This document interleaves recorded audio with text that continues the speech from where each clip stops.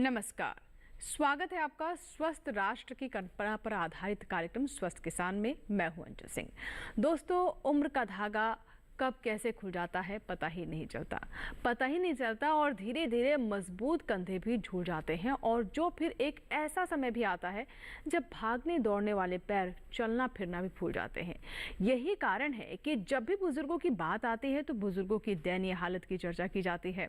हालांकि बुढ़ापा आना तो तय है, हम इसे रोक नहीं सकते हैं, लेकिन संभाल जरूर सकते हैं ताकि बढ़ती उम्र में दिक्कतें ना आए, है ना।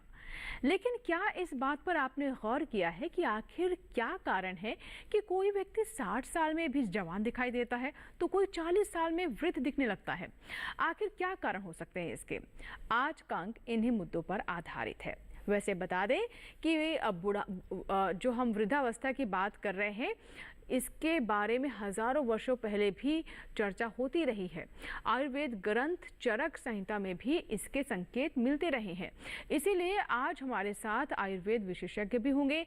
आज के अंक में हम आरोग्य और अमरता के साथ जीने की राह भी तलाशने का प्रयास करेंगे। इसे भी समझने की कोशिश करेंगे कि आखिर ये क्या है। साथ ही जानेंगे कि पाचन शक्ति का कमजोर पड़ जाना क्या बुढ़ापा है या फिर ढलती उम्र हुई जो उम्र है, एजिंग है, इसके क्या कारण हो सकते हैं। इसके समाधान पर भी हम चर्चा करेंगे। तो आइए सबसे पहले आज के विषय पर हम डालते हैं नजर। तो आज का हमारा विषय, ताकि मुस्कान से लबरेज रहे जीवन, वृद्धावस्था, समस्याएं और जागरूकता। और अगर आप भी इसके बारे में कुछ जानना चाहते हैं, परिवार में कोई वृद्ध और बुजुर्ग है और किसी समस्या से ग्रस्त है, उनके व्यवहार में आप फर्क महसूस कर रहे हैं, तो बेझिझक पूछिए अपने सवाल और जानिए समस्याओं के समाधान कारण। आइए जानते हैं कि कैसे आप हमसे संपर्क कर सकते हैं। आप हमारे टोल फ्री नंबर नोट कर लें, जिनके माध्यम से आप हमें कॉल कर सकते हैं। 1800-113060। दूसरा नंबर है 1800-113061। आपको बता दें कि ये नंबर निःशुल्क है, यानी इस पर आपका कोई पैसा नहीं लगेगा। हमारे साथ स्टूडियो में मौजूद हैं दो बड़े विशेषज्ञ जो कि आज के विषय पर चर्चा करेंगे। हमारे साथ है डॉक्टर आनंद मोरे। सर, बहुत बहुत स्वागत है आपका कार्यक्रम में। और आप अखिल भारतीय आयुर्वेद संस्थान में आयुर्वेद के प्रोफेसर और विभागाध्यक्ष हैं। आपसे हम समझेंगे कि लंबी उम्र के दौरान रोगों की रोकथाम आयुर्वेद के माध्यम से कैसे की जा सकती है, इसकी भूमिका क्या है ताकि वृद्धावस्था को संभाला जा सके। साथ ही हमारे साथ हैं डॉक्टर नवल विक्रम। आप एम्स दिल्ली में मेडिसिन विभाग में प्रोफेसर हैं, जो खास तौर पर बढ़ती उम्र में होने वाली जो समस्याएं हैं, जो विकार हैं, उन पर प्रकाश डालेंगे। बहुत बहुत स्वागत है आप दोनों मेहमानों का कार्यक्रम में। और बातचीत की शुरुआत करें उससे पहले हम एक विशेष रिपोर्ट देख लेते हैं।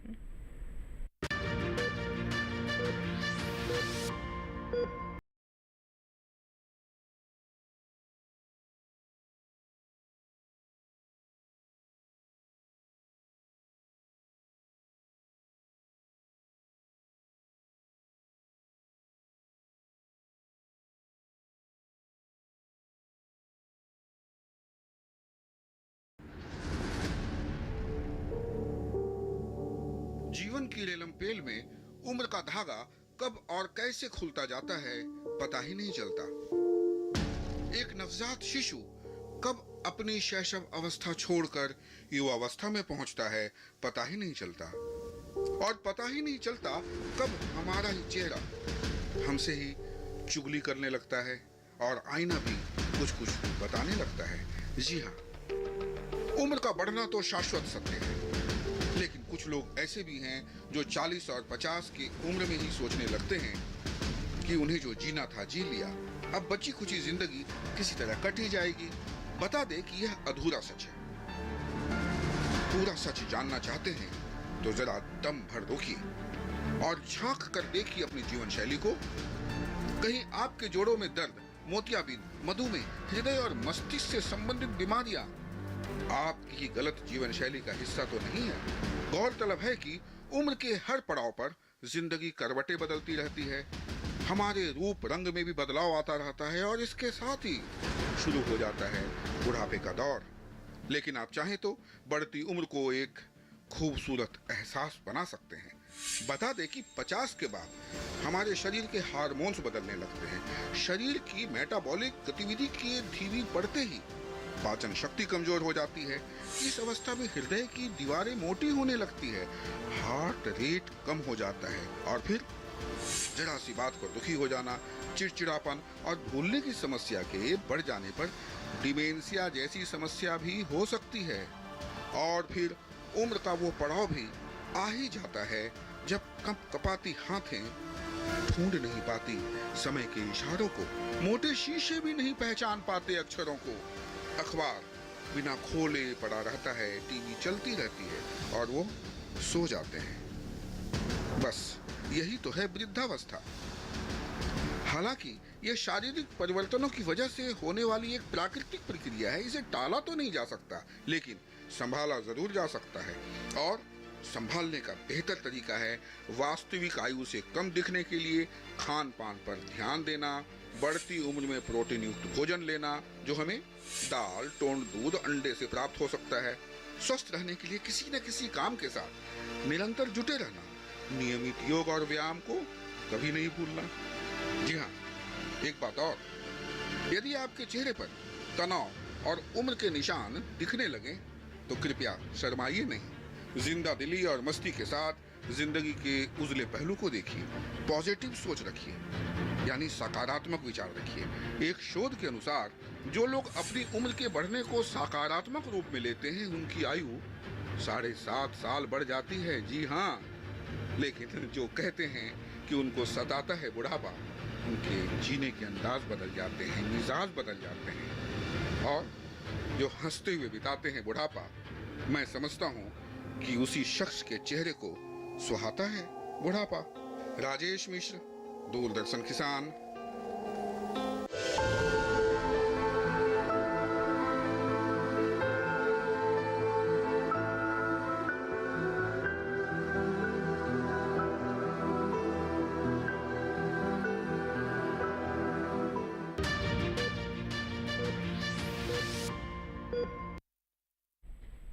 सचमुच जो हंसते हुए बिताते हैं बुढ़ापा, उसी के चेहरे को सुहाता है बुढ़ापा। जागरूकता से लबरेज रिपोर्ट आपने देखी। चलिए दोस्तों, बातचीत की शुरुआत करते हैं। और सबसे पहले डॉक्टर आनंद, मैं आपसे समझना चाहूँगी, जब भी हम वृद्धावस्था की बात करते हैं तो एक दयनीय भाव रहता है कि बेचारे बुजुर्ग, क्या ये सोच बदली जा सकती है? और कहीं ना कहीं जो ये सोच है, इसके पीछे वजह यह है कि वो शारीरिक रूप से जो कमज़ोर हो जाते हैं, जैसा कि अभी रिपोर्ट में भी हमने देखा, इसी वजह से इस तरह के भाव भी बुजुर्गों को लेकर होते हैं। तो आपको क्या लगता है कि क्या इसे रिवर्स किया जा सकता है, क्या इस सोच को बदला जा सकता है? एक्चुअली इस सोच को हमें बदलना चाहिए, क्योंकि ये वार्धक्य अवस्था जो है सभी के जीवन में आने वाली है। जैसे जन्म होता है वैसे मृत्यु भी अटल होता है, तो ये सभी उस अवस्था से जाने वाले हैं। तो इस अवस्था को हमें निश्चित रूप से बदलना चाहिए और इसके लिए हमें सारे परिवार का, हमारे सारे मित्र परिवार, इन सब का हमें सहयोग चाहिए। वार्धक्य अवस्था जो है ये हमें रोकने के लिए हमें आयुर्वेद में जो जीवन शैली बताया है उस जीवन शैली का हमें अवलंब करना चाहिए। अगर इस आयुर्वेद के जीवन शैली का हमने अगर अवलंब किया तो निश्चित रूप से हम इस वार्धक्य को हम रोक सकते हैं। तो आयुर्वेद में जो एक रसायन उपक्रम बताया है, इस रसायन उपक्रम के माध्यम से निश्चित रूप से ये बुढ़ापा जो है हम रोक सकते हैं और इस क्वालिटी ऑफ लाइफ जो है ये बहुत अच्छी तरह से हमें मिल सकती है। जी जी, बिल्कुल। तो जैसा कि आप बता रहे हैं कि क्वालिटी ऑफ लाइफ मिल सकती है और यही हमारा मकसद भी है आज के कार्यक्रम की। देखिए, वृद्धावस्था तो आएगी ही अगर आप अपना खान पान, अपनी जीवनचर्या है जो उससे दिनचर्या उसे बेहतर रखते हैं, तो ये है कि उस तरह का प्रभाव आपके ऊपर नहीं दिखाई देगा, जिसके बारे में अभी हमें डॉक्टर मोरे ने भी कहा है। आइए अब आप जानते हैं कि जब खाने पीने पर पाबंदी लग जाती है, जब आपको डायबिटीज़ की समस्या हो जाती है और उसके बाद ज़्यादा महसूस होता है समस्याओं के बारे में, तो मैं यहाँ पर डॉक्टर विक्रम आपसे समझना चाहूँगी कि आंकड़े भी ऐसा बताते हैं कि मतलब हर तीसरे व्यक्ति को कहीं ना कहीं पाचन से संबंधित समस्या है। तो इसके लिए हम क्या कर सकते हैं? क्या इसे हम बुढ़ापे से जोड़कर देखना शुरू करें कि जब इस तरह की समस्या आपको आने लगती है, डायबिटीज़ हो गया या पाचन की समस्या बढ़ने लगेगी, दरअसल ये बुढ़ापा कहीं ना कहीं अब आपको अपनी गिरफ्त में ले रहा है? जी बिल्कुल, क्योंकि जैसा आपने कहा कि पाचन से रिलेटेड जो समस्याएं हैं वो आजकल यंग या जवान लोगों में भी देखी जा रही हैं, उसका एक मूल कारण है हमारे खाने की आदत। खाने की आदत, खाने का समय और खाने का तरीका, ये सारी चीज़ों में बदलाव आ गया है।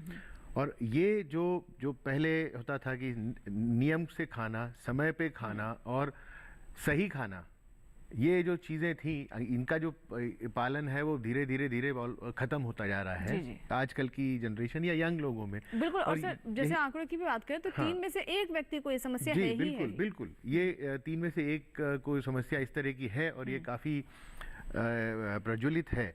और इसकी वजह से ही यही समस्या लेकर के अगर बुढ़ापे की तरफ जाते हैं, क्योंकि अगर बुढ़ापे के साथ ये भी एक चीज़ होती है कि अलग अलग तरह की बीमारियां आपको ग्रस्त कर लेती हैं, जिनमें खाने के ऊपर ढेरों पाबंदियां लग जाती हैं, जैसे डायबिटीज़ है, हार्ट की दिक्कत है, या किडनी की दिक्कत है, या कोई और दिक्कत है जिसकी वजह से जो खान पान है, आप क्या खा सकते हैं, क्या नहीं खा सकते हैं, उन सब में काफ़ी पाबंदी लग जाती है। जी। मगर आप अगर अपने खान पान को एक डाइटिशियन या एक न्यूट्रिशनिस्ट की सहायता से एक लेकर के और सही समय पे और उचित खाना, उचित चीज़ों का सेवन करेंगे, तो आप इन सब चीज़ों से भी निजात पा सकते हैं। क्योंकि ये जो पाचन से रिलेटेड जो प्रॉब्लम्स हैं, इनका दवाइयों से कोई लंबा इलाज नहीं हो सकता है। दवाइयाँ तो कुछ हैं जो आपके कुछ समय तक आपको फौरी रिलीफ देंगी, मगर ये एक लाइफस्टाइल चेंज जिसे कहते हैं, लाइफस्टाइल चेंज की ज़रूरत है। वही जो है आगे जा कर के लंबे समय तक आपको इन चीज़ों से निजात दिला सकता है। जी बिल्कुल। डॉक्टर मौर्य, एक चीज़ हमने और देखी जाए, क्योंकि आप आयुर्वेद के एक्सपर्ट हैं, तो हमने ये भी देखा है कि च्यवन ऋषि जो है उसमें हमने ऐसे उल्लेख देखे हैं कि आप बुढ़ापे को डिले कर सकते हैं या फिर बुढ़ापा आए ही ना, जिसके बारे में भी हमने कहा कि ऐसा तो संभव नहीं है, उम्र बढ़ेगी तो कहीं ना कहीं असर दिखाई देगा, लेकिन आप उसको डिले कर सकते हैं।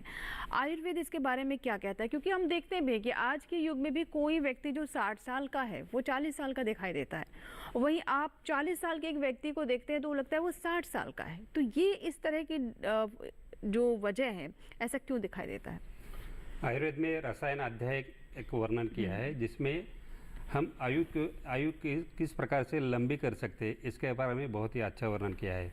रसायन थेरेपी जो है ये जिसके माध्यम से हम शरीर के जो धातु है, उन धातुओं को हम क्वालिटेटिव और क्वांटिटेटिव स्वरूप में हम अच्छा कर सकते हैं, और इसके माध्यम से हम शरीर का जो ब्रहण कर सकते हैं। बेसिकली वार्धक्य अवस्था जो है ये क्या है, तो ये धातुओं का क्षय होना। जैसे जैसे उम्र बढ़ती जाती है वैसे धातुओं का क्षय होता है।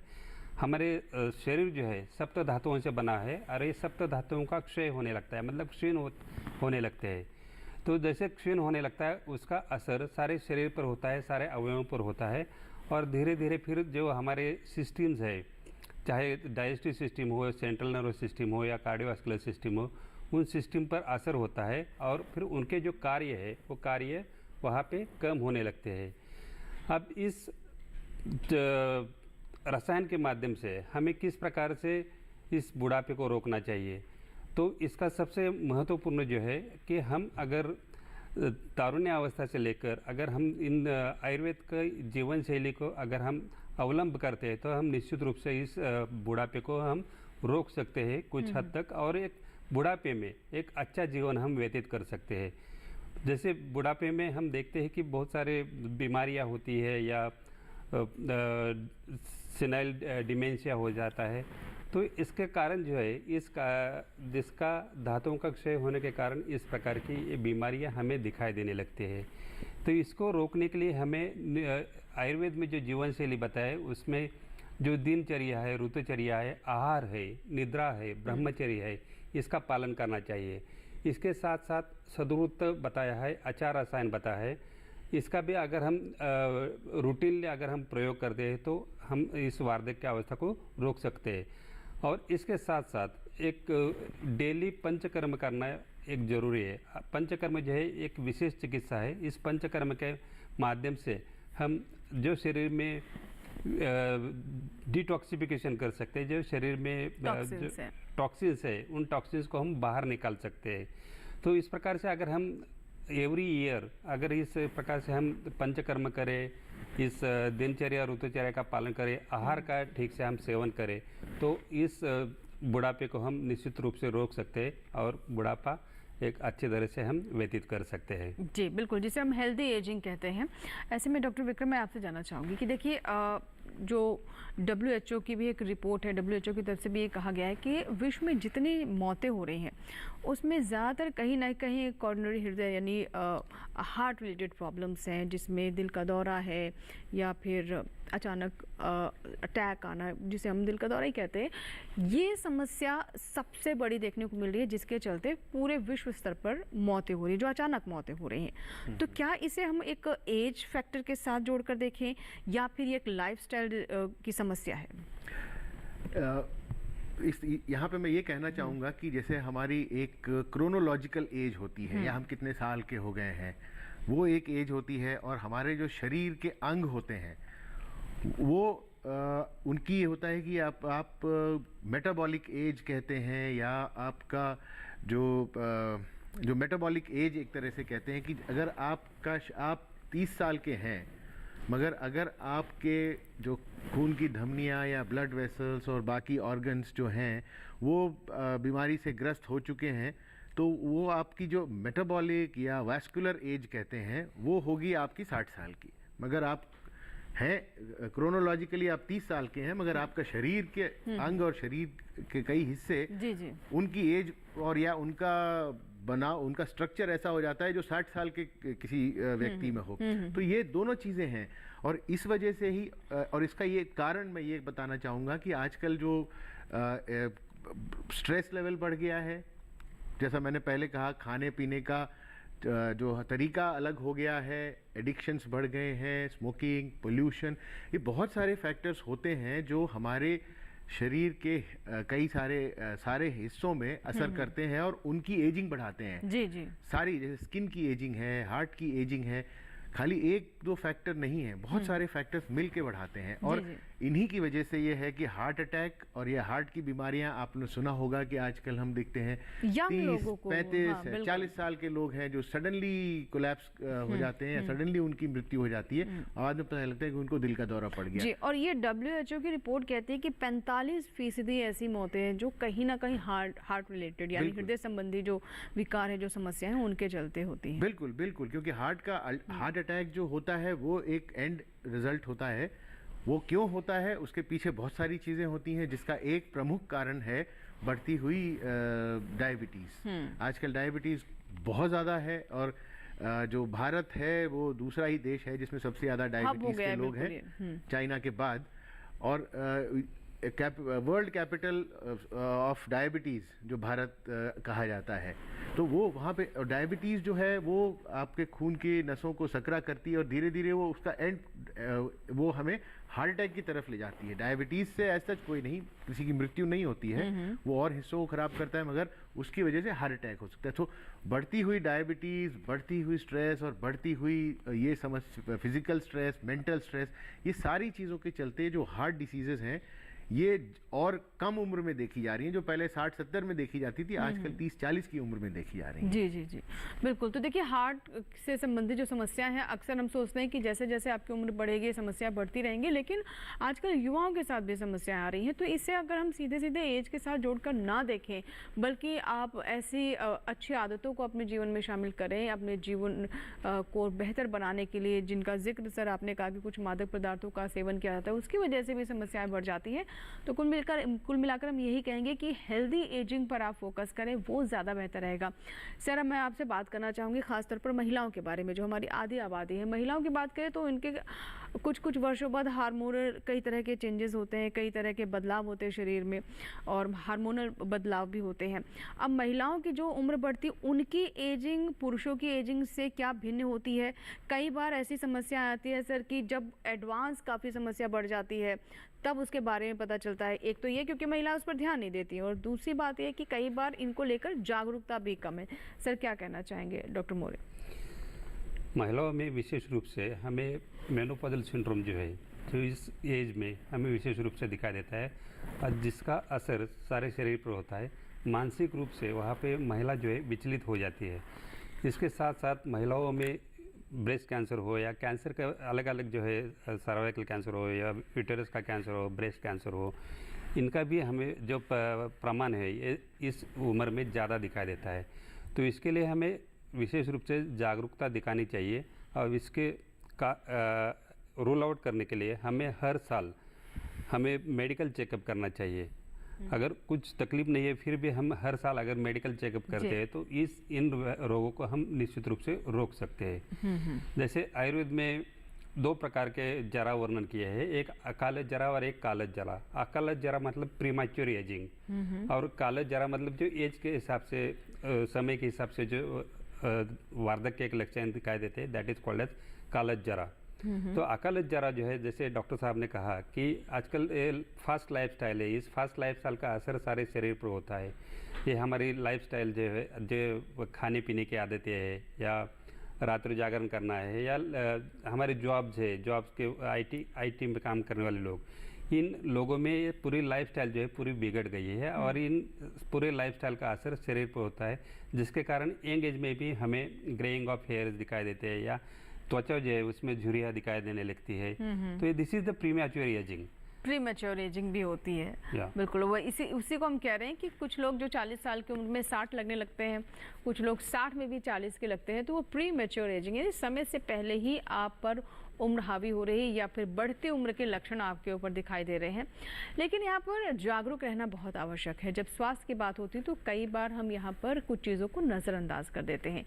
यही बातें आगे चलकर आपके लिए गंभीर बन जाती हैं और समस्या को और विकराल कर देती हैं। फिलहाल यहाँ वक्त है एक छोटे से ब्रेक का, लेकिन ब्रेक के बाद जब वापस आएंगे तो स्वस्थ किसान में हम जानेंगे कि बढ़ती उम्र के साथ साथ क्या कुछ विशेष टेस्ट हैं जिन्हें आपको समय समय पर करवाना चाहिए, और अगर हाँ तो वो कौन से हैं, जानेंगे विस्तार से छोटे से ब्रेक के बाद।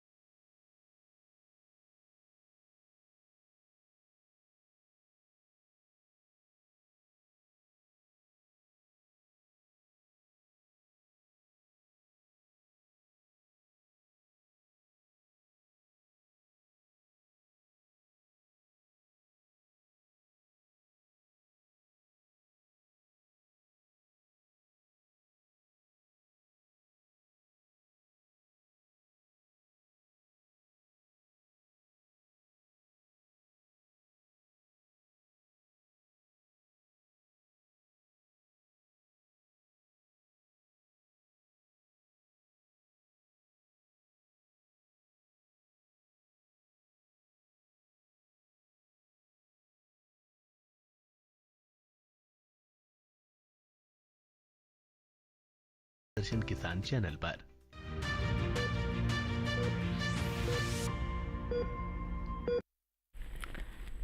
ब्रेक के बाद एक बार फिर आपका स्वागत है। आप देख रहे हैं स्वस्थ किसान। आज हम बात कर रहे हैं वृद्धावस्था की, कि कैसे आप हेल्दी एजिंग को अपना सकते हैं।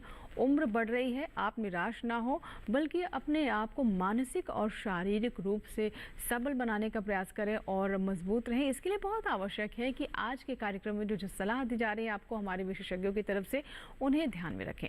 और जैसा कि ब्रेक से पहले मैंने कहा था कि ये जानना बहुत ज़रूरी है कि जैसे जैसे आपकी उम्र बढ़ती है वैसे वैसे कुछ पैरामीटर्स है जिसका ध्यान रखना आवश्यक है।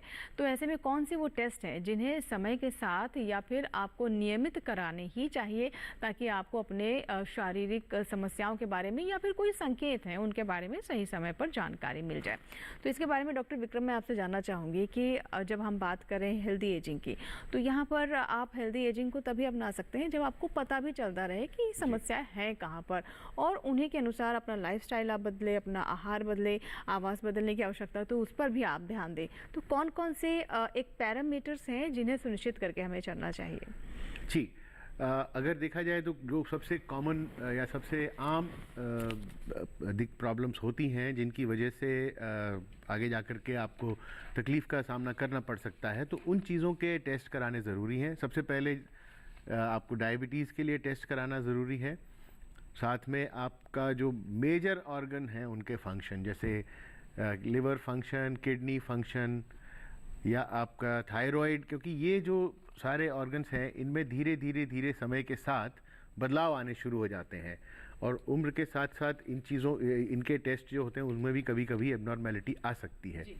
और आपको अगर कोई तकलीफ़ है, कोई अगर आपको जैसे अगर आपको सांस की कोई दिक्कत है या चलते वक्त कोई सीने में दर्द है या कोई किसी और तरह की दिक्कत है, तो आप उससे अपने चिकित्सक से मिलें और वो जो टेस्ट वो बताएं वो करिए। ऐसा कोई ज़रूरी नहीं है कि ये जो अक्सर आप प्राइवेट लैब्स में देखते हैं कि एनुअल हेल्थ चेकअप के नाम पे वो 50 या 100 तरीके के कहते हैं हमारे पैनल टेस्ट का है, आप ये करवा लीजिए। वो सारा कुछ कराने की ज़रूरत नहीं है, क्योंकि उसमें बहुत सारे टेस्ट होते हैं जिनकी कोई आवश्यकता नहीं है जी। तो आप एक तो चिकित्सक से मिलें और वो जो बताएं वो आप टेस्ट करिए इन ब्लड टेस्ट के साथ साथ। और अगर आप में कोई दिक्कत आती है, सपोज डायबिटीज़ आती है, तो जनरली ये होता है कि अगर जब तक वो कंट्रोल में ना आए तब तक उसके टेस्ट जैसे चिकित्सक बताए, जैसे कि 3 महीने में एक बार या 6 महीने में एक बार कराने की ज़रूरत होती है। अगर सब कुछ ठीक ठाक आया है बिल्कुल, तो सब आप चिंता ना करें, साल में 2 साल में एक बार उसकी जांच कराएं, उतना काफ़ी है। ब्लड टेस्ट के साथ मैं यहाँ और कहना चाहूँगा कि एक चीज़ बहुत ज़रूरी है, आपकी मांसपेशियों की ताकत क्या है, ये कैसे पता चलता है? सार्कोपीनिया यहाँ मैं एक लाना चाहूँगा कि सार्कोपीनिया एक उम्र के साथ साथ हमारी मांसपेशियाँ जो हैं वो कमज़ोर होने लगती हैं, क्वालिटी उनकी कम होने लगती है, क्वांटिटी भी कम होने लगती है। जैसे 30 साल के व्यक्ति में देखें और 60 साल के व्यक्ति में देखें, जो मसल होता है उसका अमाउंट या मास हम कहते हैं, मसल मास कम होने लगता है, उसकी जो क्वालिटी कम होने लगती है, स्ट्रेंथ कम होने लगती है। और ये एक बहुत अहम दिक्कत है जिसकी वजह से जैसे जैसे उम्र बढ़ती है, फिजिकल एक्टिविटी या एक्टिविटी कम हो जाती है। इसीलिए कहते हैं प्रोटीन रिच डाइट कर देनी चाहिए धीरे-धीरे उम्र के साथ। मैं उस पर आता हूँ, क्योंकि ये एक मसल जो आपका है वो एक बॉडी का सबसे बड़ा ऑर्गन है जी जी, जो ग्लूकोज और हर चीज़ को इस्तेमाल करता है। और अगर आपका वो कमज़ोर है तो वो आप जैसे जैसे आप उम्र बढ़ेगी, आप उसमें फिजिकल एक्टिविटी कम हो जाएगी, आपकी एक्टिविटी कम हो जाएगी। और जो एडवांस्ड एज है, जैसे 60 या 70 की उम्र में जा कर के बैलेंस करने में दिक्कत होती है। अगर बैलेंस करने में दिक्कत होती है तो गिरने का डर रहता है, गिरने का डर रहता है तो उससे फ्रैक्चर होने का रिस्क और बेड रिडन मतलब होने का रिस्क रहता है। तो ये मसल जो है वो बहुत इंपॉर्टेंट है। इसके लिए सिंपल टेस्ट होता है, आप अपने चिकित्सक से बात करेंगे, हैंड ग्रिप डायनोमोमीटर होता है, वो आपका बताएगा कि आपकी मसल की स्ट्रेंथ कितनी है। जी जी। अगर कम है तो फिर उसका भी इलाज है कि आप अपने डाइट में प्रोटीन इंटेक बढ़ाएं। अगर आपको सपोज लिवर की कोई दिक्कत नहीं है, किडनी की कोई दिक्कत नहीं है, तो आम तौर से देखा जाए एक हमारी ICMR गाइडलाइन के हिसाब से 0.8 से 1 ग्राम पर केजी, अगर आपका वजन 50 किलो है तो लगभग आपको 45 से 50 किलो प्रोटीन दिन में लेना चाहिए। गुड प्रोटीन इंटेक वो आपकी मांसपेशियों को मेंटेन रखना है। सोर्सेस क्या हो सकते हैं, मतलब आप जैसे आप प्रोटीन के बता रहे हैं, तो क्या अच्छे सोर्स हो सकते हैं? प्रोटीन के अच्छे सोर्स, सबसे अच्छा सोर्स है नॉन वेजिटेरियन। अगर आप नॉन वेज हैं तो नॉन वेज का सेवन करिए, प्रिडोमिनेंटली वाइट मीट, वो प्रोटीन का बहुत अच्छा सोर्स है। अंडा है, ये प्रोटीन का बहुत अच्छा सोर्स है। अगर आप वेजिटेरियन हैं तो उसमें चॉइसेस थोड़ी सी कम हो जाती हैं। हम वहाँ पनीर है, पनीर ले सकते हैं, सोया ले सकते हैं, और जो प्रोटीन रिच जैसे आपके नट्स होते हैं, दालें हैं, इनमें प्रोटीन की मात्रा ज़्यादा होती है एज़ कम्पेयर टू अदर्स। तो वेजिटेरियंस में वो ले सकते हैं। अगर आपको फिर भी प्रोटीन की कमी है तो आप अपने चिकित्सक की सलाह ले करके प्रोटीन सप्लीमेंट ले सकते हैं, मगर अपने मन से बिना किसी की सलाह के प्रोटीन सप्लीमेंट एक्स्ट्रा ना लीजिए, क्योंकि अगर बहुत ज़्यादा प्रोटीन लोड होता है तो किडनी पे भी असर डाल सकता है, तो वो उसमें सलाह लीजिए। तो प्रोटीन रिच फूड, एक्सरसाइज साथ में कीजिए, उससे आपकी मांसपेशियां ठीक रहेंगी, जिससे आप लंबे समय तक फिजिकली एक्टिव रहेंगे। जी डॉक्टर मौर्य, आप क्या कहना चाहेंगे? आयुर्वेद क्या कहता है कि जो जैसे सर ने भी कहा कि आपका जो मसल्स हैं वो वीक होने लगती हैं, डेंसिटी उनकी कम हो जाती है, तो खान पान या फिर लाइफस्टाइल किस तरह से मेंटेन किया जाए? सही कहा है कि जैसे मैंने कहा कि आयुर्वेद में जो एक त्रिदोष सिद्धांत बताया है, वात, पित्त और कफ, ये 3 दोष जो है शरीर को धारण करते हैं, और इन 3 दोषों के माध्यम से सारी शरीर की क्रियाएं चलती रहती है। जैसे जैसे उम्र बढ़ती जाती है वैसे बाल्यावस्था में एक कफ प्रधान रहता है, तारुण्यावस्था में पित्त प्रधान रहता है, और वार्धक्यावस्था में वात रहता है। वार्धक्य अवस्था में प्रॉब्लम ये हो जाता है कि धातुओं का क्षय होता है, धातु क्षीण होते हैं, जैसे मसल वीक होते, डॉक्टर साहब ने बताया। जी। तो धातुओं का क्षीण होना, और धातुओं का क्षीण होने के कारण फिर वात का प्रकोप हो जाता है या वात बढ़ता है, और वात बढ़ने से फिर उसका असर सारे सिस्टम्स पर होता है, जैसे हृदय पर हो सकता है, ब्रेन पर हो सकता है, या मांस धातु पर हो सकता है, या प्राणोस्रोतस या रेस्पिरेटरी सिस्टम पर हो सकता है। तो इस प्रकार से अलग अलग सिस्टम पर इन दोषों का असर होता है, स्पेशली वात का, और इसके कारण फिर अलग अलग प्रकार की बीमारियां हमें इस वार्धक्य अवस्था में दिखाई देते हैं। इन बीमारियों को रोकने के लिए हमारे यहाँ जो एक रसायन विधि बताया है, रसायन का एक चिकित्सा बताई है, इन रसायन चिकित्सा के माध्यम से हम इन व्याधियों को भी हम रोक सकते हैं। विशिष्ट स्रोतस पर काम करने वाली या विशिष्ट व्याधियों में काम करने वाली ऐसी बहुत सारी औषधि वनस्पतियाँ हैं जो अगर हम नित्य सेवन करें तो वहाँ पे निश्चित रूप से उन अवयव को बल दे सकते हैं और व्याधियों को हम रोक सकते हैं। जी जी जी। सर, एक हमारे पास ये सवाल आया है, ईमेल आया है, मैं ले लेती हूँ। ये योगेश शर्मा है कानपुर से, और ये कहते हैं कि इनकी उम्र 57 साल है। रात में सोते समय कभी कभी छाती में दर्द होता है, बीपी है, लेकिन इसके लिए एक दवा का इन्होंने जिक्र किया है। आयुर्वेद में क्या कोई इसका इलाज है अगर इन्हें बीपी की समस्या है? और ये कहते हैं सीने में दर्द भी रहता है। सर, क्या कहना चाहेंगे?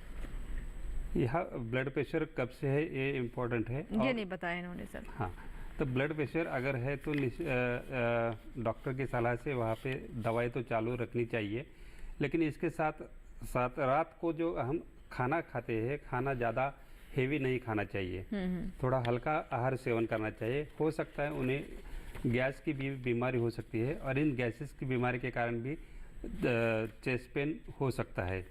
लेकिन इसके साथ साथ हमें अगर ब्लड प्रेशर पर कंट्रोल करना है तो इसके साथ हमें थोड़ा योगा या मेडिटेशन भी करना चाहिए। इन योगा और मेडिटेशन के साथ साथ वहाँ पे कुछ ब्लड प्रेशर पर निश्चित रूप से हमें नियंत्रण पा सकते हैं। जी जी।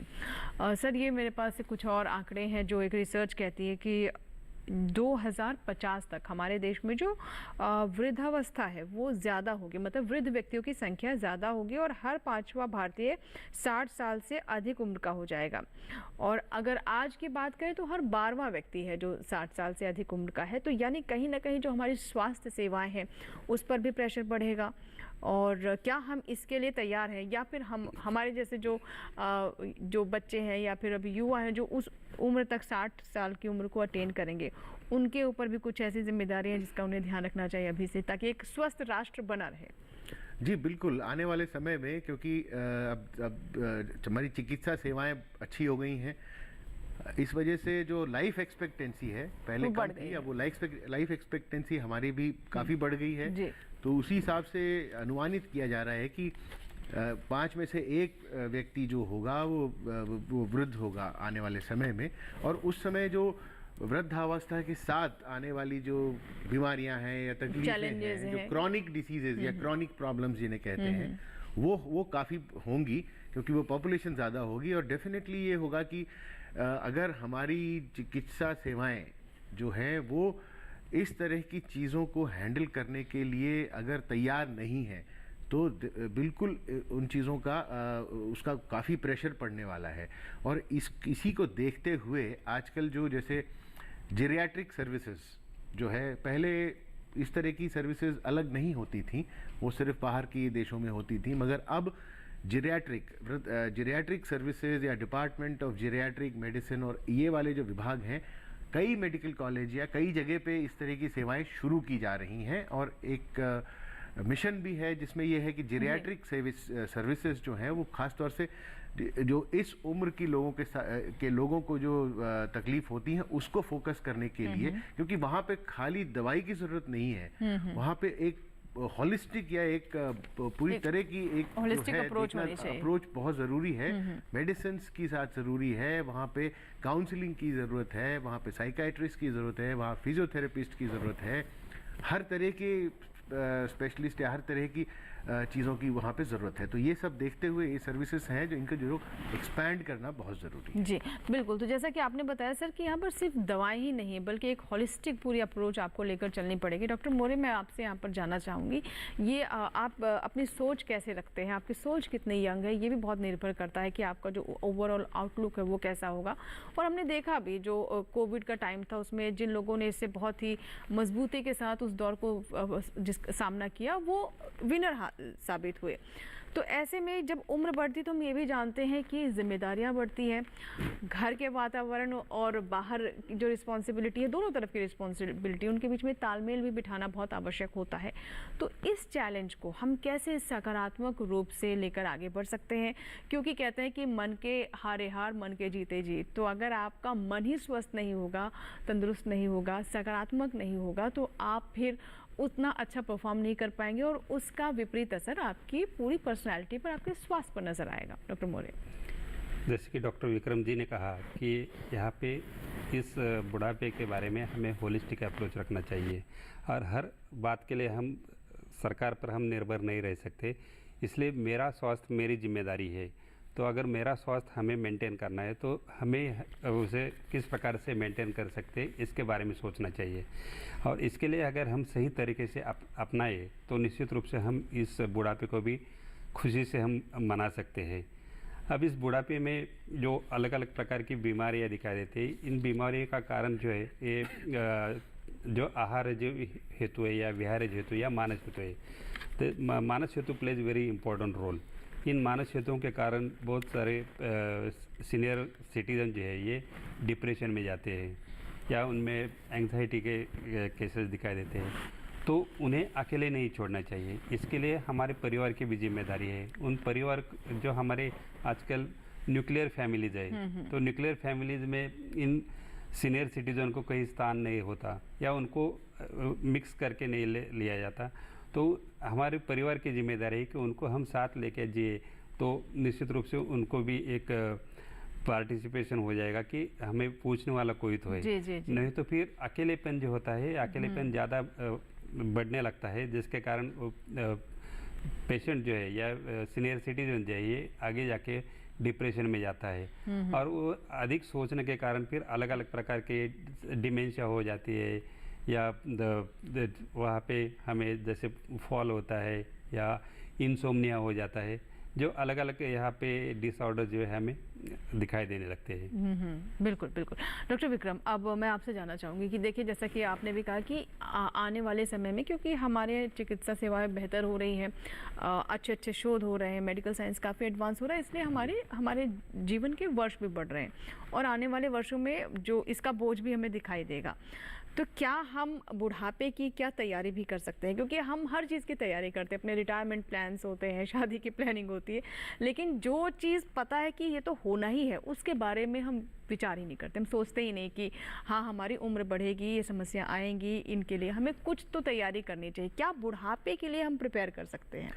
जी बिल्कुल, बुढ़ापे के लिए हमें तैयार रहना बहुत ज़रूरी है कि उसके लिए आप जागरूक रहिए कि अभी तो इस समय तो अगर हम खूब एक्टिव हैं, अपने हर चीज़ में बिज़ी हैं और बाकी और हमें आने वाले समय में के बारे में सोचने का इस समय हम सोचते नहीं हैं, मगर बाद में जब जैसे आप रिटायर होते हैं कोई उनके उसके बाद क्या होता है, ज़िंदगी एकदम खाली खाली लगने लगती है जी। कि आप जो अपने जो बिजी रहते थे जिन चीज़ों से, वो सारी चीज़ें एकदम से हट जाती हैं, एकदम खालीपन हम संचय महसूस करते होता है। हैं, हाँ, अपने सोर्सेज बनाते हैं कि हम रिटायर होंगे तो हमारे पास पैसा आता पैसा रहे, आएगा। लेकिन अपने स्वास्थ्य को संचय नहीं करते, अपने स्वास्थ्य के लिए तैयारी नहीं करते। तो स्वास्थ्य के लिए तैयारी साथ साथ बहुत ज़रूरी करना है। अब एक चीज़ जैसे डॉक्टर साहब ने भी कही कि आप उम्र तो बढ़ती जाएगी, शरीर को तो जवान रखना बहुत लंबे समय तक आसान नहीं है, मगर आप अपने दिल को जवान रख सकते हैं और दिल को जवान रखने के कई तरीके हैं। खुश रहिए, योग करिए और जो स्ट्रेस है, स्ट्रेस को आप मत पास में आने दीजिए और जो आदतें हैं जिनकी वजह से ये जो दिक्कत कर सकती हैं उनको अवॉइड करिए। तो तभी ये होगा कि अगर ये बात रहेगी कि जैसे उम्र 55 की है, दिल बचपन का है, अगर ये रहेगा आपका तो फिर आप बड़े खुशी से बढ़ती हुई उम्र के साथ जाएंगे और बढ़ती हुई उम्र को भी एंजॉय कर सकते हैं। जी डॉक्टर मोरे, यहाँ पर मैं आपसे जानना चाहूँगी कि अभी योग का जिक्र हुआ, तो योग इस वृद्धावस्था के बारे में क्या कहता है? योग की अगर हम दृष्टि से देखें तो इस वृद्धावस्था को किस तरीके से लेता है? जैसे दांतों का क्षीण होना या मांस धातु स्पेशली मसल जो है, मसल का टोन कम होने लगता है। तो अगर हमें इस मसल टोन को अगर बढ़ाया रखना है तो व्यायाम की एक आवश्यकता होती है। तो व्यायाम बुढ़ापे के हिसाब से भी या वार्धक्यावस्था में भी किस प्रकार का व्यायाम अपनाना चाहिए, तो जिसको हम आसानी से कर सकते हैं, नॉट नेसेसरी कि वहाँ पे आपको जिम ही ज्वाइन करना है, जो आसानी से हम व्यायाम कर सकते हैं उस व्यायाम को अपनाना चाहिए। इसके साथ साथ योग जो है बहुत महत्वपूर्ण भूमिका इसमें निभा सकता है। योग जो है इसका सारे शरीर के जो स्नायु है उन स्नायु पर उसका असर होता है। और उसके साथ साथ जो है एक ध्यान प्रक्रिया या मेडिटेशन है, मेडिटेशन से भी यहाँ पे मन शांत रहता है। और अगर मन शांत रह गया तो वहाँ पे उसके जो मानसिक बीमारियाँ है या मानसिक सोच है, उस मानसिक सोच में भी वहाँ पे बदलाव आ जाते हैं और व्यक्ति जो है ये खुश रहने लगता है। और अगर व्यक्ति इस उम्र में अगर खुश रह जाए तो उस पर किसी भी चीज़ का असर नहीं होता। और अपने हम उम्र वाले लोगों के साथ अगर वो रहता है, अपने जीवन एंजॉय करता है, तो किसी भी प्रकार की बीमारी उसके आसपास भी नहीं आ सकती। बिल्कुल। तो जैसा कि आपने सर बताया कि मन का प्रसन्न रहना बहुत आवश्यक है। आप अपने हम उम्र जो लोग हैं उनके साथ रहें, कुछ ना कुछ एक्टिविटी में अपने आप को इन्वॉल्व रखें ताकि नकारात्मक चीज़ों की तरफ आपकी सोच जाए ही ना। फिलहाल वक्त एक छोटी सी ब्रेक का, लेकिन ब्रेक के बाद जब वापस आएंगे तो एक और बहुत महत्वपूर्ण बिंदु पर हम चर्चा करेंगे जिसके बारे में थोड़ा सा जिक्र हुआ, लेकिन इस पर हम विस्तार से जानेंगे कि क्या स्ट्रेस लेने से, तनाव लेने से भी बुढ़ापा जल्दी आता है?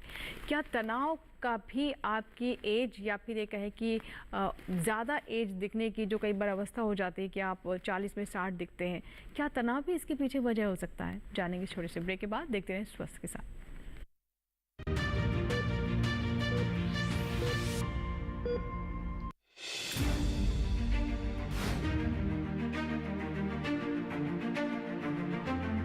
फसलों के भाव से लेकर उनकी आवक तक, पैदावार से लेकर बुआई के क्षेत्रफल तक, आयात से लेकर निर्यात तक, घरेलू से लेकर वैश्विक बाजार तक, मंडियों की सही और ताजा जानकारी पाएं। विशेषज्ञों की राय का लाभ उठाएं। देखिए मंडी खबर सोमवार से शनिवार शाम 5 बजे सिर्फ दूरदर्शन किसान पर।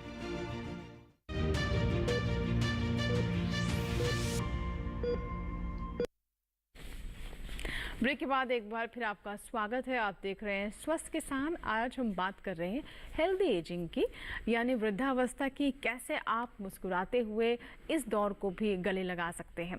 चलिए बातचीत को आगे बढ़ाते हैं। जैसे कि ब्रेक से पहले हमने कहा था कि क्या स्ट्रेस, तनाव जो आपके चेहरे पर, माथे पर चिंता की लकीरें रहती हैं, क्या ये भी आपकी उम्र को बढ़ा सकते हैं? यानी कम उम्र में आप ज़्यादा दिखाई देने लगते हैं, क्या स्ट्रेस भी इसके पीछे एक कारक हो सकता है? तो सबसे पहले डॉक्टर मोरे, मैं आपसे जानना चाहूँगी कि स्ट्रेस कितनी बड़ी वजह हो सकती है आपको बीमार या बूढ़ा दिखाने में? स्ट्रेस का असर सारे शरीर पर होता है, स्पेशली हृदय पर होता है, मस्तिष्क पर होता है। और इस स्ट्रेस के कारण फिर अलग अलग प्रकार के कार्डियक डिसीजेज जो है एक फैक्टर बताया है। इसका असर डाइजेस्टिव सिस्टम पर भी होता है और वहाँ पे भी पचन वहाँ पे बिगड़ जाता है। तो स्ट्रेस इंड्यूस डिसीजेस है बहुत सारे। तो इस स्ट्रेस के कारण ऐसे बहुत सारे अलग अलग प्रकार के व्याधि हमें उत्पन्न होते हुए दिखाई देते हैं। तो इसलिए हमें स्ट्रेस का भी अलग प्रकार से विचार करना चाहिए। हम व्यवहार में भी देखते हैं कि बहुत सारे यंग बच्चों में या कॉलेज स्टूडेंट्स में भी जल्दी वहाँ पे उनके बाल सफ़ेद हो जाते हैं या त्वचा पर झुर्रियाँ आने लगती है। या आईटी इंडस्ट्रीज़ में काम करने वाले लोग जो है उनको एक प्रोजेक्ट का एक स्ट्रेस रहता है। या उन लोगों में फिर जल्दी हाइपरटेंशन या कार्डियक डिसीजेस, इसका प्रिवेलेंस जो है या परसेंटेज जो है ज़्यादा बढ़ने लगा है। तो इस प्रकार से ये स्ट्रेस जो है ये सारे अवयवों पर निश्चित रूप से उसका असर दिखाई देता है और उसके कारण अलग अलग प्रकार की व्याधियाँ होने लगती है और आगे ये अर्ली एजिंग की तरफ ये झुकता है, जिसके कारण जल्दी बुढ़ापे के लक्षण उन लोगों में हमें जी। दिखाई देने लगते हैं। डॉक्टर विक्रम, मैं आपसे भी समझना चाहूँगी कि जब हम स्ट्रेस की बात करते हैं तो हम अक्सर यही कहते हैं कि स्ट्रेस ना लें, कोई भी स्ट्रेस नहीं लेना चाहता है, लेकिन हम ये भी जानते हैं कि ये कहीं ना कहीं जिस तरह की अब हमारी जीवन शैली है या फिर जिस तरह का दौर है, आप चाहते ना चाहते आप इसके जाल में फंस जाते हैं। तो क्या करें हम, अपने आप को किस तरीके से ट्रेन करें या फिर इसे कैसे हम फेस करें? जी, स्ट्रेस एक बहुत अहम कारण है, क्योंकि हमारी बॉडी में जब जो फिजिकल स्ट्रेस हो या मेंटल स्ट्रेस कुछ भी हो, उसकी वजह से अलग अलग तरह के इन्फ्लेमेटरी मार्कर्स और कई सारी चीज़ें, केमिकल्स रिलीज होते हैं, जो एजिंग प्रोसेस होता है वो चलता है, उसको वो बिल्कुल तेज़ कर देते हैं, एक्सिलरेट कर देते हैं, जिसकी वजह से, जैसे डॉक्टर मोरे ने कहा, प्री मैच्योर एजिंग। तो ये जितना स्ट्रेस रहेगा उतने ज़्यादा ये केमिकल्स रिलीज होते हैं और उतना ज़्यादा ये एजिंग प्रोसेस को तेज़ कर देते हैं। कहना आसान है कि स्ट्रेस मत लो, मगर करना, स्ट्रेस ना लेना और उसको फॉलो करना बड़ा मुश्किल है। तो उसमें एक सिंपल सी चीज़ मैं ये कहना चाहूँगा कि स्ट्रेस हर तरह का होता है। काम से स्ट्रेस होता है, किसी की फैमिली का स्ट्रेस होता है, किसी के फाइनेंशियल स्ट्रेस होता है, किसी के ऊपर अलग अलग तरह का स्ट्रेस होता है। मगर आप कोशिश करें कि स्ट्रेस ना हो किसी तरह से, उसको आप अपने काम को उस तरह निपटाने की कोशिश करें। दूसरा है कि लोग जो हैं, कई चीज़ें होती हैं जो उनके हाथ में नहीं है। अगर आपके हाथ में कोई चीज़ नहीं है जिसके बारे में आप कुछ नहीं कर सकते, जी। उस चीज़ के लिए स्ट्रेस लेकर के सिर्फ आप अपने शरीर को तकलीफ दे रहे हैं। अगर कोई चीज़ आपके हाथ में है, आप उसके बारे में कुछ बदल सकते हैं या आप उसको कुछ अच्छा कर सकते हैं, तो आपने थोड़ी स्ट्रेस लेके उसको अच्छा करने की कोशिश की या उसको बदलने की कोशिश की, तो बहुत अच्छी बात है। वो चीज़ अगर बदल जाती है, कुछ अच्छा होता है, तो आपको रिलीफ मिलता है। जी। तो उसमें आप अगर एफर्ट डालेंगे तो वो थोड़ा सा जायज़ है। मगर कोई चीज़ जो बिल्कुल ही आपके हाथ में नहीं है, उसके ऊपर स्ट्रेस करना बिल्कुल बेकार है और उससे सिर्फ आप अपने आप को तकलीफ दे रहे हैं। जी। दूसरी चीज़ है, स्ट्रेस रिलीव करने के तरीके हैं रिलैक्सेशन, जैसे डॉक्टर मोरे ने भी कहा, मेडिटेशन, योग, और जितना हो सके समय निकाल के आप अगर किसी भी प्रकार की फिजिकल एक्टिविटी में एंगेज करें, या किसी भी तरह की फिजिकल एक्टिविटी, चाहे वॉकिंग है या जॉगिंग है, जॉगिंग से हैप्पी जो आप हार्मोन्स कर रिलीज सकते होते हैं। क्योंकि फिजिकल एक्टिविटी जब आप करते हैं, जब भी कोई व्यक्ति फिजिकल एक्टिविटी करता है, तो उस समय ब्रेन से ऐसे हार्मोन रिलीज होते हैं जो बॉडी को खुशी देते हैं, जैसे हैप्पीनेस हार्मोन्स होते हैं, फिजिकल एक्टिविटी से वो रिलीज होते हैं, जो आपके स्ट्रेस लेवल को काफ़ी हद तक कम करते हैं। इसलिए ये ज़रूरी है कि रिलैक्सेशन टेक्निक, मेडिटेशन, इनके साथ साथ फिजिकल एक्टिविटी को आप समय निकालें। ये नहीं कि मैं काम करता हूँ, काम करते वक्त बहुत मेहनत कर लेता हूँ, मेरी फिजिकल एक्टिविटी हो गई, नहीं, कुछ समय निकालिए जिसमें मैं डेडिकेटेड, या मैं वॉकिंग करूंगा, या मैं जॉगिंग करूंगा, या मैं स्विमिंग करूंगा, जो आप कर सकते हैं, जिस चीज़ का आपको एक्सेस है, जो भी आपके पास है, जिस चीज़ को आप कर सकते हैं वो करिए। कुछ समय निकाल के, आधा घंटा, पौना घंटा दिन का, तो वो एक प्रक्रिया जो है वो पूरे दिन के आपके स्ट्रेस को रिलीज कर सकती है। बिल्कुल। चलिए, एक हमारे पास सवाल आया है, ये सलमा बेग हैं जिन्होंने लखनऊ से हमें ये सवाल भेजा है और कहते हैं कि इनकी उम्र 54 साल है, माफ़ कीजिएगा, इन्होंने लखनऊ से है ये, लेकिन फ़िलहाल भोपाल में रहती है, ऐसा लिखा इन्होंने, और उन्हें कुछ दिन पहले पता चला कि उन्हें प्री डायबिटिक है, मतलब प्री डायबिटीज़ डिटेक्ट हुआ है। जानना चाहते हैं कि क्या योग और व्यायाम से अभी इस बीमारी को ठीक किया जा सकता है? क्या प्री डायबिटिक होना ये निश्चित हो गया है कि अब इनको डायबिटीज़ होगी ही? डॉक्टर मोरे। अगर प्री डायबिटिक है, लेकिन अगर आप अपत्य का सेवन करेंगे, आप खाने पीने पर आपका अगर नियंत्रण ना हो, या आप कुछ एक्सरसाइज या व्यायाम नहीं करेंगे, तो ये आगे जाके निश्चित रूप से आप डायबिटीज़ में कन्वर्ट हो सकता है। तो अगर बॉर्डर लाइन है, तो आप यहीं पे आप खान पान पे आप ध्यान रखिए। आपका जो डाइट है, उस डाइट को आप ठीक से फॉलो कीजिए। व्यायाम कीजिए, व्यायाम करना भी जो ज़रूरी है, क्योंकि शरीर में जितनी भी शुगर है, उस शुगर का यूटिलाइज करना ज़रूरी है, और इसके लिए व्यायाम एक आधा घंटा या पौन घंटा तो व्यायाम करना ज़रूरी है। दूसरा है, स्ट्रेस नहीं लेना है, स्ट्रेस के कारण भी डायबिटीज़ बढ़ सकता है जी। तो ऐसे बहुत सारे फैक्टर्स हैं जिनको हम आसानी से हम अवलंब कर सकते हैं, और इस प्री डायबिटिक वाले स्टेज को हम रोक सकते हैं। जी जी बिल्कुल। एक और सवाल आया है डॉक्टर विक्रम, ये मैं आपसे जानना चाहूँगी। भोपाल से हमारे दर्शक हैं, जीवन सिंह राठौर इनका नाम है, और ये कहते हैं कि खाली पेट गैस की दवा भी खाता हूँ फिर भी गैस दिल की तरफ अटैक करती है, तो क्या ऐसा होता है कि गैस दिल की तरफ अटैक करने लगे जैसे ये कह रहे हैं? जी देखिए, गैस जैसा मैंने पहले भी बताया, गैस की जो प्रॉब्लम है इसका ये जो दवाएं हैं, खाली पेट आप दवाई लेंगे, अगर इसका एक कोर्स होता है 4 से 6 हफ्ते का, मगर कई लोग होते हैं इसको सालों साल लेते रहते हैं।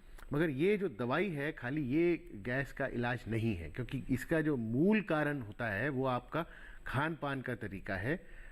खान पान में आप क्या लेते हैं, इसका एक इस तरह से आप कर सकते हैं कि एक बार में थोड़ा सा खाएं, और चाहे तो दिन में 3 बार मील लेने के बजाय आप 6 बार लीजिए, हर बार थोड़ा थोड़ा खाएं।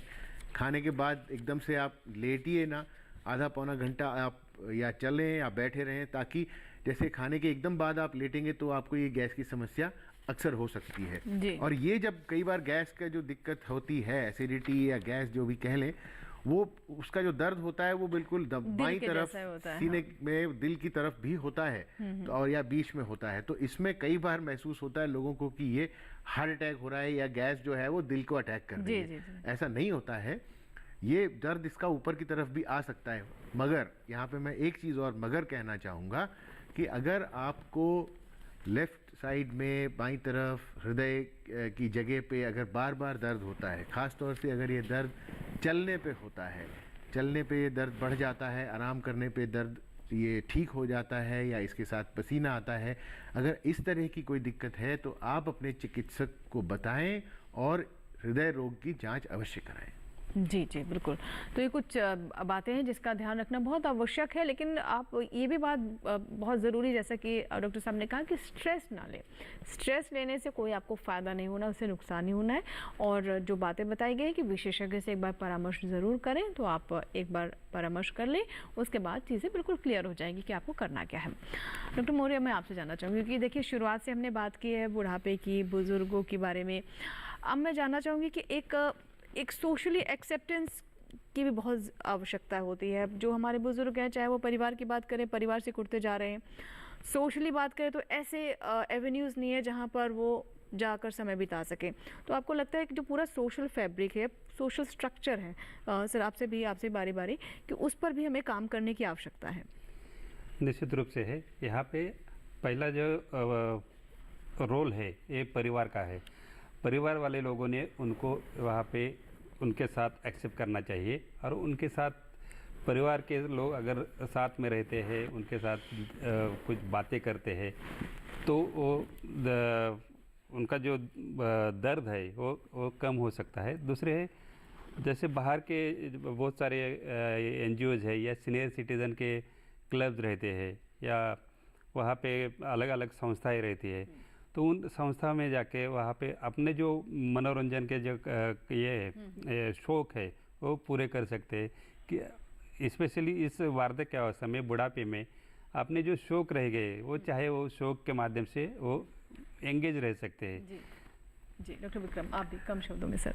जी बिल्कुल, ये बहुत ज़रूरी है कि हमें वृद्ध लोगों को अपने जीवन में शामिल कर रखना चाहिए, क्योंकि हमारे भारत की एक तरह से ये ताकत है कि हमारी जॉइंट फैमिली रहती है, हमारे पेरेंट्स साथ में रहते हैं। ये हमारे जो कल्चर है ये शुरू से, जबकि वेस्टर्न में देखा जाए तो वहाँ पे अलग रहने का कल्चर है। इसीलिए वहाँ पे जो वृद्ध लोग हैं वो अपने आप में सक्षम काफ़ी हद तक, वहाँ जाके देखेंगे 70-80 साल के लोग खुद ट्रैवल कर रहे हैं, हवाई जहाज में खुद सब जगह जा रहे हैं। हमारे यहाँ कल्चर हमारा ये है कि अपने लोगों, बड़ों की या वृद्ध माता पिता की या वृद्ध रिश्तेदारों का ध्यान रखा जाए।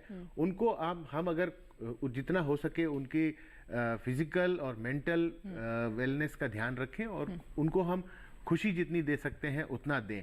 हाँ, ये बड़ी ज़रूर आप कोशिश करें कि उनको आप खुशी अगर ना दे सकें तो दुख भी ना दें, मगर जितना हो सके। मगर जैसा डॉक्टर मौर्य ने बताया कि NGO हैं, बड़ी सारी संस्थाएं हैं, ये सारी चीज़ें जो हैं आजकल इस चीज़ों पे इन पे बहुत फोकस है जो होना चाहिए। जी बहुत बहुत शुक्रिया डॉक्टर विक्रम आपका भी, डॉक्टर मौर्य आपका भी। और बहुत सारी बातें आज हमने जानी, और जो कुल मिलाकर जो आज की बातचीत का निचोड़ निकला है वो यही निकला है कि बुढ़ापा कोई बीमारी नहीं है, कि ये अवस्था है जिससे आना ही आना जाना है। बस आवश्यकता ये है कि आप सही सोच के साथ, सकारात्मक सोच के साथ आगे बढ़ें और इस बुढ़ापे को डिले कर सकते हैं या फिर हेल्दी एजिंग को अपना सकते हैं। और वो कैसे कर सकते हैं, इन्हीं बातों के बारे में हमने आज चर्चा की है। हम उम्मीद करते हैं कि आप विशेषज्ञों की सलाह से ज़रूर लाभान्वित हुए होंगे। दोस्तों, पिछले सप्ताह भी हमारे पास बहुत सारे मेल आए हैं। जयपुर से सोनम वर्मा ने हमें एक मेल भेजा है, जिनका कहना है कि पिछले 10-15 दिनों से घबराहट होती है, चक्कर आने की शिकायत है, क्या करें। इसी तरीके से एक दूसरा हमारे पास सवाल आया है पटना से, जिसमें सुनील सिंह ने लिखा है कि उन्हें अक्सर खाना खाने के बाद पेट में जलन होने लगती है। तो दोस्तों, हम आपको बता दें कि बहुत जल्द इन सवालों को हम विशेषज्ञों के सामने रखेंगे और इसकी जानकारी आपको कार्यक्रम से 2 दिन पहले टेलीविजन के माध्यम से मिल जाएगी। आप हमें ईमेल कर सकते हैं, अपने सवाल हम तक पहुंचा सकते हैं, अपनी समस्याओं के बारे में हमें जानकारी दे सकते हैं या फिर अपना सुझाव भी हमें दें। swasthkisanlive@gmail.com ये हमारा ईमेल आईडी, जिसे आप स्क्रीन से नोट कर सकते हैं। आज के लिए बस इतना ही। अगले सप्ताह होगी आपसे मुलाकात। तब तक के लिए आप स्वस्थ रहें, मंगल रहें और हाँ, दूरदर्शन के साथ देखते रहें। नमस्कार।